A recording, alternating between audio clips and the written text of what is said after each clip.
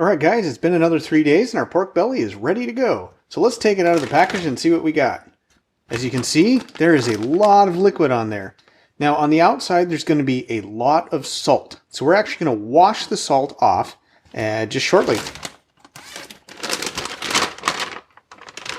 Wow! This is a very solid piece of meat. I'd say this is definitely, the cure has definitely worked. So we're taking the excess salt off. And don't worry, you're not going to wash all your flavors. A lot of that's penetrated deep into the meat by now.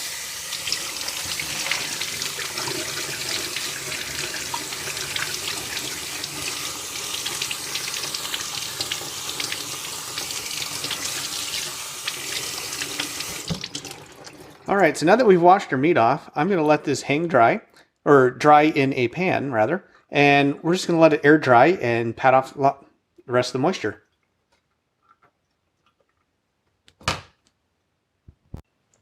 So now that our meat is on a nice tray, we're going to dry this. And I'm going to just pat this dry with a paper towel.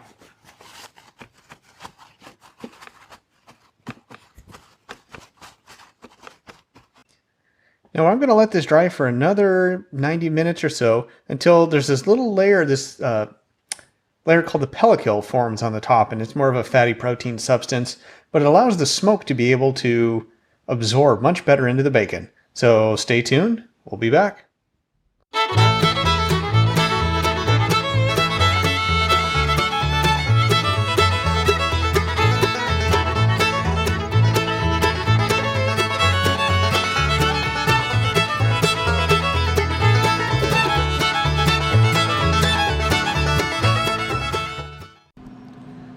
We got the smoker all warmed up and it is ready to put on. We're going to put this on now. If you're wondering, I do have heat-resistant gloves on. We're going to let this smoke for a little bit. So it's been about 30 minutes, and I put the meat thermometer in, and we'll see what temperature it is. So right now, the temperature says it's 92 degrees, and we're going for an internal temperature of 150.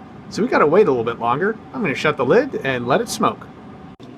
Alright guys, as you can see, we've reached 150 degrees. It's time to take the bacon off the grill.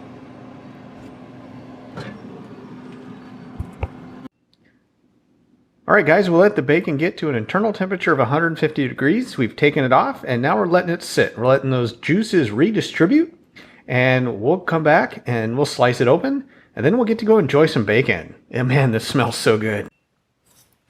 Alright, now that's how you make bacon, guys. Now that it's been smoked, I'm going to cut this up and put it in the frying pan.